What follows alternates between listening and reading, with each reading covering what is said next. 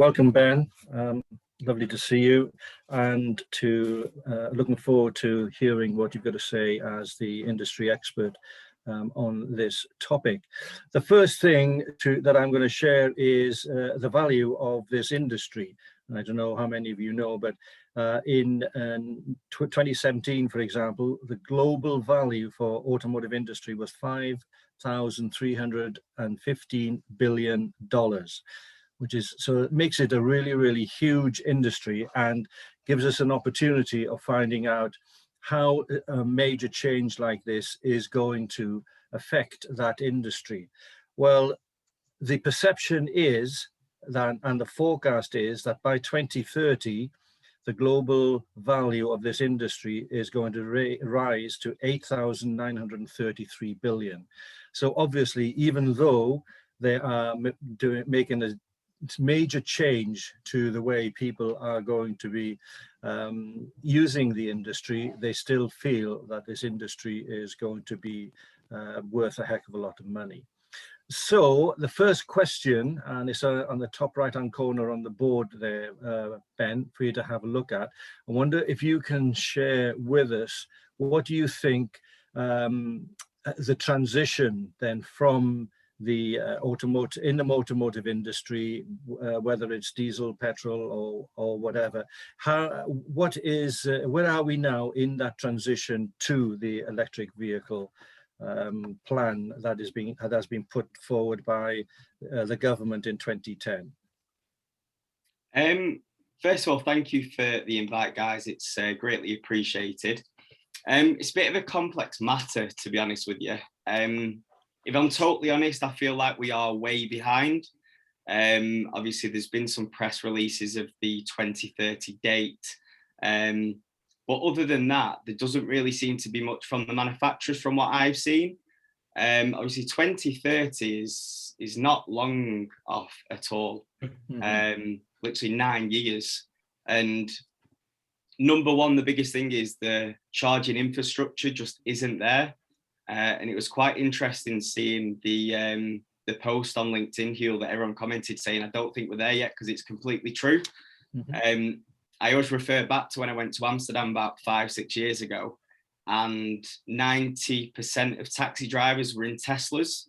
There was charging points everywhere. You couldn't walk 20 yards without there being a charging point. And here we're not even close. So I think the first thing we need to start doing is getting charging points, putting more money into that side, and getting more charging points at petrol stations as well, which is the biggest thing. Mm-hmm. Absolutely right. And funny that you should bring that up, because I don't know if you know, but in 2020, there was going to be an expo in Dubai. And one of the driving forces, and there's no pun intended, was that 50% of all drivers, and this is not just the taxi drivers, but all drivers by 2020, when this expo was on, they had been told by the government in Dubai they had to be driving electric cars. And everybody who was visiting as a prominent visitor to the expo was being driven around in electric cars. Obviously, that expo was cancelled as a result of the pandemic, but it's now going to go on in 2022, and that they've now risen it to 75%. They expect 75% of the population of the United Arab Emirates to be driving around in electric vehicles. So as you say, in other parts of the world, they have taken this on board, and we seem to be quite a way back on it. Yeah, and may I ask on that? May I ask on that? On the first little connection I made with the board, and I've lobbed a challenge on there. That's a technical term, lobbed. No charging points. Now, it's interesting, when I named the chat for this pre-work, I called it, "Can I charge my car here?" I thought this might come up. Now, what I'm interested in, if this is the customer journey, Ben, where does this challenge kick in? Is it a challenge for the marketing because people realize up front there's no charger point, so it would be an inhibitor for converting? Or is it more of an operational challenge, which is people will still buy them and then realize there are no charging points? Is it more there, or both? It's definitely both. You've got some customers that are not doing a huge amount of mileage that they can get away with the lack of charging points. But then you've got your higher mileage drivers. If you're doing 15,000 miles to 20,000 miles a year and you've got a fully electric car, you really need to work out the logistics of your journeys. Yeah. So it really depends on the customer to which in the timeline would fit, if that makes sense. Yeah, so what I'm going to say there, Ben, and this is how we roll. So we make it up. Well, instead of saying no charging points, I'm going to say up here an inhibitor. Up here, it's an inhibitor to buy, but down the customer journey, it's an inhibitor to do more miles, because you might feel not lacking in confidence to do those miles. Well, I also feel, if I may add, that another challenge to do with the charging points is time. So if I'm going down to Wales, for example, which I did last weekend, and I have to charge my car in one of the service stations.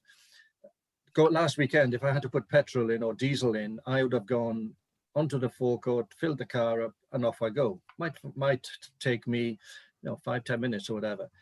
But to recharge my car takes a heck of a lot more time. So that is going to inhibit people from buying as well. So that to me is a challenge to the customer, as well as a challenge for the operation side of things, because they have got to overcome that problem in order for people to have confidence in buying into this industry.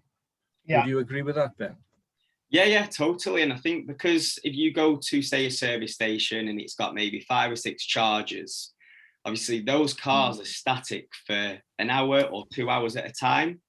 So there's naturally going to be people fighting over charging points. Whereas if you're just filling up with petrol or diesel, you're in and out in literally 2 to 5 minutes. So yeah, it's a bit of a tough one, because how many charging points do you need at each service station?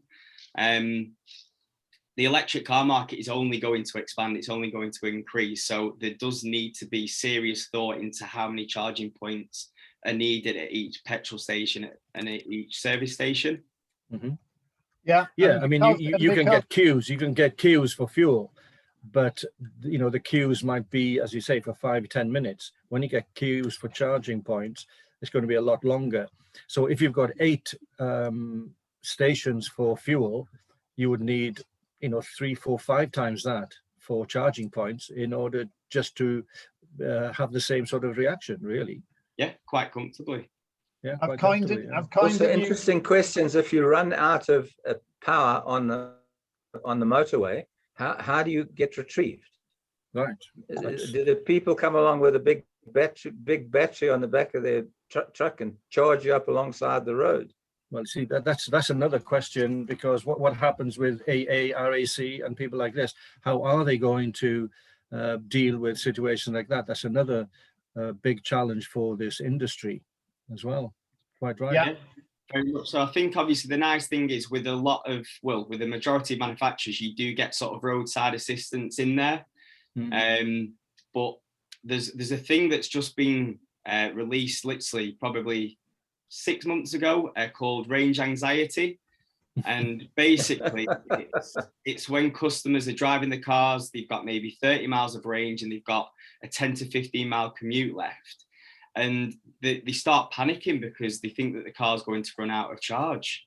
And it's a thing. It's for me, I would not like being 15 to 20 miles from my home and worrying that my car's going to cut out. That would be a worse nightmare. So because what happens if there's been an accident and you're asked to go a different way, which adds another 10 miles onto your journey? I mean, these things happen. That's life, so excellent.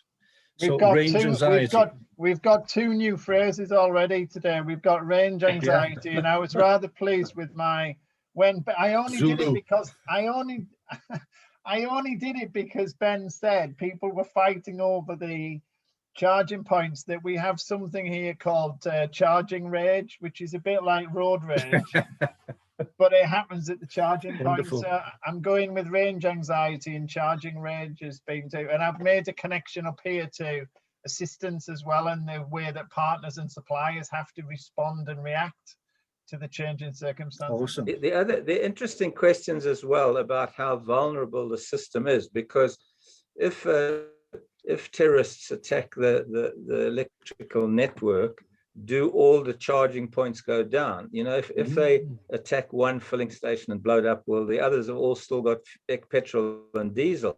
But if you have a system-wide crash in power supply, is there local storage, or do they actually just feed straight off the grid into the vehicle? Because if they feed straight off the grid, if the grid goes down, so does the whole transport infrastructure. Well, Yeah, that's a great question. And from there, you ask the question, how much of an impact is everybody driving electric cars going to have on the grid? Yeah, that's a hot topic. And to be honest with you, Bryce, I get asked a lot of questions. That's never been one of them. So that's an interesting one for sure. And if I'm honest, I don't really know the answer. I come from a country where we lose our grid regularly, so I'm very conscious of that particular risk. Yeah, excellent. Well, all of that from one question. That's brilliant, Ben. Thank you very much. So the next question we were going to ask you was about the financial implications. So if you can imagine somebody like myself, you know, I've got a car that I really love, and I'm told that I've got to change that car. So what do you think is going to be the financial implications for consumers, companies, the industry, with having to make this change? What are you hearing on the grapevine about all of that? So there's a few different ways that you can go about this, and I could talk about this all day, so I'll try and sort of condense it as much as I can. So from a sort of personal perspective, electric cars are great. You've got no fuel to worry about. Obviously, you do pay for electricity. You've got to pay for charging points. The nice thing is, if you do go electric, there is an OLEV grant of £350 at the moment, which will cover the majority of the charging point and the fitting. There is usually a small cost to the customer, but it's quite small, and you would save that back just in fuel economy over the course of maybe a few months. One thing is, though, electric cars are not necessarily at the moment always the best way to go. Like I said before, if you're a high mileage driver doing 20 to 30,000 miles a year, it just isn't worth a while at the moment. From a cost perspective, typically electric cars are more expensive than a traditional petrol or diesel car. And they can sometimes be a good £100 a month more, £200 a month more, £300, £400, £500 a month more, depending on the make or model. And if you're spending an extra £200 or £300 a month on an electric car, you're not going to be saving that a month on fuel economy. That just won't happen. Okay. However, there is some very, very well priced fully electric vehicles. You've got the Nissan Leaf, which you can pick up from about £200 a month. You've got the Volkswagen ID3 and the ID4, which you can get for around sort of £300 to £400 a month, depending on mileage, deposits, and agreement terms. So, from a personal perspective, at the minute, again, there is a lot more people looking at electric, but I'd say a lot more personal people going down the hybrid route. So whether that's a self-charging hybrid, which generates its power from braking systems and will naturally charge the battery as you're driving it. A good alternative is a plug-in hybrid, which you still qualify for OLEV grants, which will use a mixture of electric and petrol or diesel. So I think that's a good sort of compromise for the time being, where we've not got that good infrastructure in place. So you've still got the backup of a diesel or petrol motor. The big thing with electric cars at the minute, and the best thing is for businesses, and that's where most people are going. So if you're a business owner that is looking at electric vehicle through the business, there's massive tax saving advantages. To give you an idea, we've been working with a customer this week, BMW 5 Series, 2-litre diesel, M Sport Saloon. It's going to cost him about £430 in company car tax. And that's just in company car tax. That's without the payment of the car. if you look at electric vehicle, you're paying 1% benefit in kind at the moment, which you could literally pay £5 to £10 a month. So the savings from a company car tax perspective, we're talking hundreds and hundreds of pounds per month different. So that for me is where the saving is. If you're a business owner looking for a company car, you don't want to pay much company car tax, electric or plug-in hybrid is the way to go. Interesting you should say plug-in hybrid. I had a conversation this morning with somebody in health and safety, and he was telling me that one of the dangers is that people will believe that they can, by having a plug-in, they can actually just plug it to the electricity at the house and have a lead coming out to the car, which he says is really dangerous. Is that the case, or do they have to have a charge, or should they have a charging point? So you don't have to have a charging point. That's not a given. Some manufacturers will give you an incentive and give you a free wall charger as part of the deal, but only a few manufacturers do that, so it depends on the sort of make and model. I wouldn't say it's dangerous. I would just say logistically, it's not. You could spend 24 hours on a 3-pin plug trying to charge a car. It's just not feasible. I would always encourage customers you get an OLED grant of £350.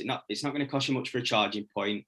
Number one, it is safer, but it's going to save you a hell of a lot of time. Okay, lovely. Thank you very much. Any thoughts, Martin, Bryce, on that topic?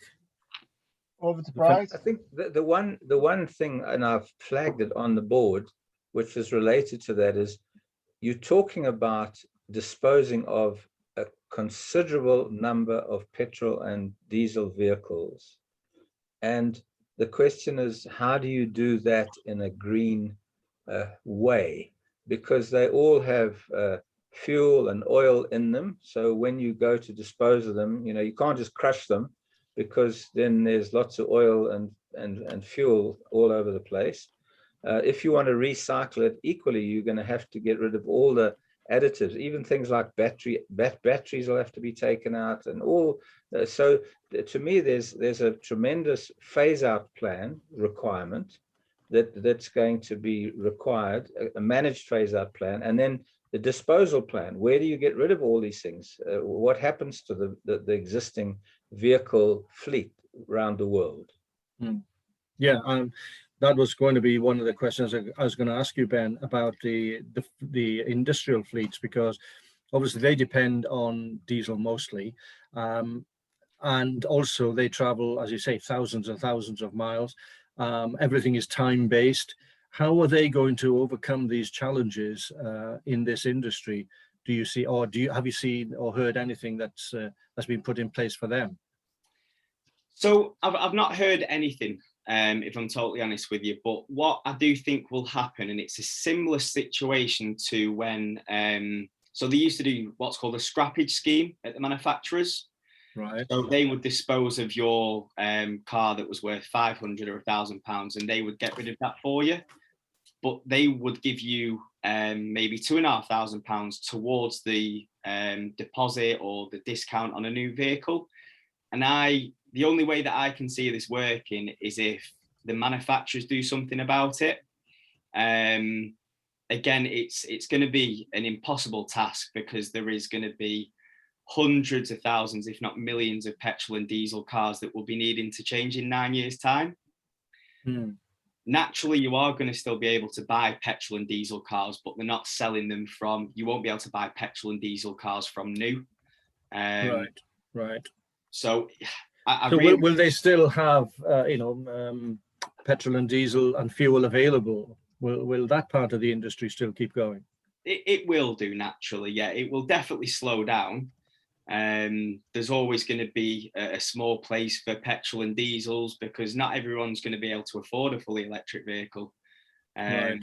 So again, maybe the fleet industry will keep going then, and that seems to be for a few years at least. I would say so. Yeah, just like I said, the cost of electric vehicles at the moment are expensive, and I think it's a good job we're having this conversation, because there's not really that much education out there on electric cars at the moment. And 9 years will hit us before we know it. So we do need to put some foundations in place. Yeah, I'm wondering if you are familiar with why, because I know in the Middle East, I know in Asia, they're well ahead of the game here. What are they doing that's different? You'd have to tell me. That's more your background, Hugh. What are they doing different?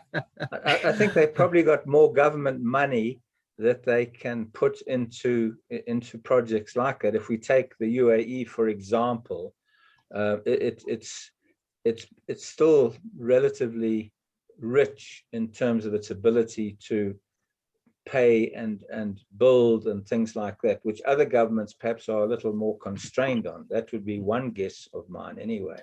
But there are places in Asia, Bryce, you know, they're not gifted with as much money as they would in the Middle East, for example, but they're well ahead of the game. Yes. As well.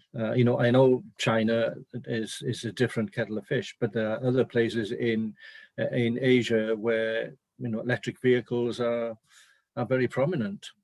So that's something that's worth looking into at some stage. There's probably a lot of politics involved as well, because we mustn't forget that the petro fuel industry has been one of the most powerful industries the world has ever known. You may remember there were books written about the Seven Sisters. They actually ran their own foreign policy outside of government in dealing with all the countries that supplied oil. So those people are not necessarily sitting back and just letting this go past. And of course, the electric vehicle will mean there can be a plethora of manufacturers again, because there will be a lot more standardized components, and you won't need to have big factories to make vehicles anymore. You'll be able to make it in your backyard if you buy all the bits and pieces from someone. Right. You see, one of the most interesting aspects of all of this for me is that, you know, where I worked in the Middle East was all oil. It was the oil industry. And yet they have taken this on board, you know, in Saudi, Kuwait, UAE. So they've understood that they were changing to electric vehicles, even though they were most prominent in the oil industry. And they had, you know, the 2030 vision. They've been working on it for 20 years on the 2030 vision. And I'm just wondering how, you know, we've been so slow to pick this up. What are the risks, Ben, of people who convert or who are using electric vehicles compared to what they might be using these days? What sort of risks are there in this change? I wouldn't say there's many risks, to be honest with you, Hugh. It's just like anything. There's a natural progression. If you remember, probably just over 10 years ago, they told us not to buy diesel engines because they were more economical, and then they changed their minds. There's always going to be something else. I really don't see any risks with it, if I'm totally honest. So are the cars as sturdy as any other car? So if you're involved in an accident, for example, it's no different? I wouldn't say so. No, people are always worried about the electrical issues, but the cars nowadays, Hugh, are built to shatter. The majority have got 5-star Euro NCAP rating, which means they are the safest cars possible. And the car takes the impact rather than the person. So I'd never, ever worry about any sort of issues like that. Excellent. Nice. And another question that springs to mind. The one area that sorry, go on, Bryce. Sorry. No, you carry on. The one area of risk that I can see, and I'm not sure, it'll be interesting whether there's any view on it at the moment, Ben, is coming with electric vehicles is also self-drive vehicles. I mean, they've already talked about all the long distance trucks. I read an article that said the British government would have to retrain 50,000 drivers because all the big transport trucks were going to be driven by drive themselves. So has anyone really gone into that space in terms of the risk of self-drive vehicles coming along with this new technology? So yeah, this another good point, Bryce. You've got some very thought-provoking questions, I've got to admit. So personally, I've driven a self-driving car, not a fully self-driven car, but it was something that after a mile, it would shake the steering wheel to let you know that it was going back into normal road. And the safety features on every single manufacturer is absolutely amazing. There was, if you remember when adaptive cruise control is a system where the car keeps up with the car in front, and there was a customer in America and she assumed that the car would just drive it for her, and she fell asleep at the wheel, she crashed the car, and she tried taking them to court because she assumed that the car would drive itself for her. Oh, right. It's scary stuff. It shouldn't happen. But going back to your question, I think I've not heard of any horror stories, and we're delivering self-driving cars all the time. I've never, touch wood, heard of any horror stories. I've seen a Volvo advert which it ran over someone during a filming, but other than that, I don't know whether it was for a bit of a PR stunt. I'm not too sure, but it was quite comical. Yeah. Okay. Well, I see in Excellent. America this past week, some people actually physically attacked self-drive vehicles, almost like the Luddites attacking the cotton mills in the UK way back. They actually physically attacked them. Thank you, Price. So that was definitely more of a risk to the car than to anybody else there. Right. I've got just one more question, then Martin's going to sort of take us through the board. Excellent contribution, Ben. When do you think the manufacturers are thinking of stopping producing any more diesel and petrol cars, because they're not going to be allowed to sell them, because after 2030 they can't? So when do you think that might kick in, that sort of scheduling, like we're not going to produce any more new ones? This is another complicated question. Sorry. And I'm sorry to say that. It's just a very complex industry. And when you think the car manufacturers are going to do one thing, they then do another. And to give you an idea, so Porsche, probably about a year and a half ago, 2 years ago, I think it was, they stopped the sale of diesel cars.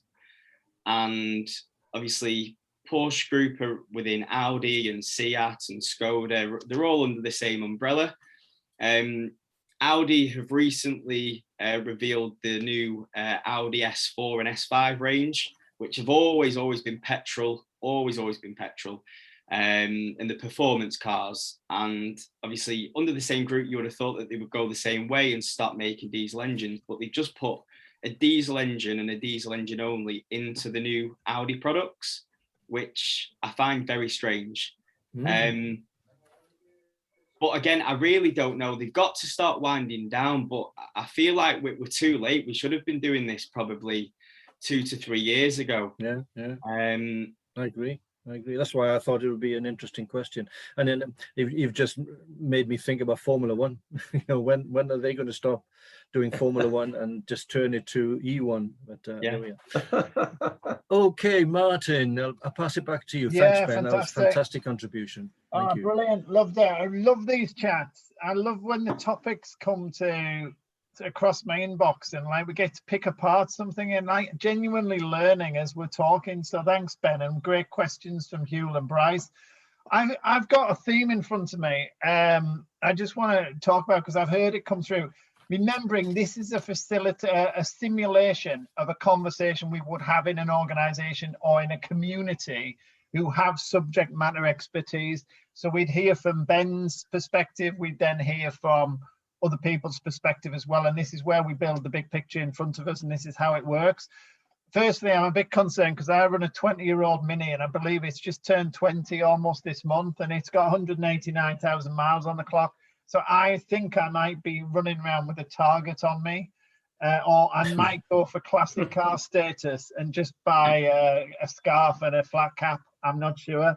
However, the themes on the boards that I've drawn out, and the penny dropped when Bryce was talking, which is, I'm not so sure that from an end-to-end business case perspective, particularly from a consumer perspective, who is helping the consumer understand all of the costs and the benefits from end to end?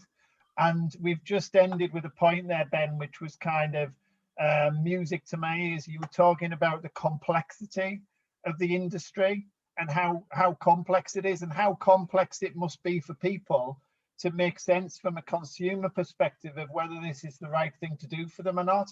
And maybe, you know, there's an opportunity there for us to help consumers better, and maybe that's where we go with education and actually helping consumers make the right decision from the point of buying, the initial capital outlay, to the maintenance, to the depreciation, to the running costs, to the how you replace the car on the different deal you've got. I'm not sure a consumer has the nous in all cases to put that end to end together. So I would turn that into an opportunity. I'm even pointing that at the manufacturers as well, that it's such a complex industry.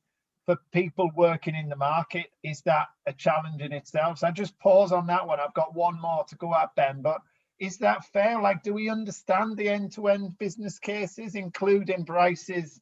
How do we get rid of the old one cost?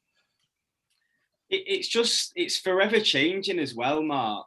I think the manufacturers do need to educate everyone else a lot more, but I'll speak to suppliers and dealers, and even they're not too sure what's going on, which I think they should really have the knowledge of everything within their industry.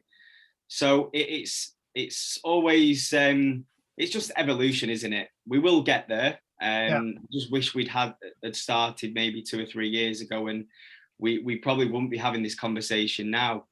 Yeah, absolutely. And if you notice from the board, and this happens with some kind of black hat thinking, it seemed to be a lot easier to generate challenges. And maybe that's because it's new and different, but it feels to me like a conversation that is littered, certainly initially, with a lot of challenges. And this is where big picture simulation comes in, because what I've been trying to do is, as we've been going through, we would spend some time flipping those challenges into opportunities. And then for a bit of fun, Ben, to end with, when you add the opportunity, you get them in a list up here. So what would be on there? Is there an opportunity that we're missing? If you had to put one at the top there, I've got flipping challenges into opportunities. So an exercise in that, understanding the end-to-end manufacturing business case. Is it simplifying the model? Is it understanding the end-to-end consumer business case? The grants for charging is an opportunity for the consumer, probably part of the business case. The valuation, I'm not so sure. What would appear as the biggest opportunity in this area for either the consumer and or the manufacturer?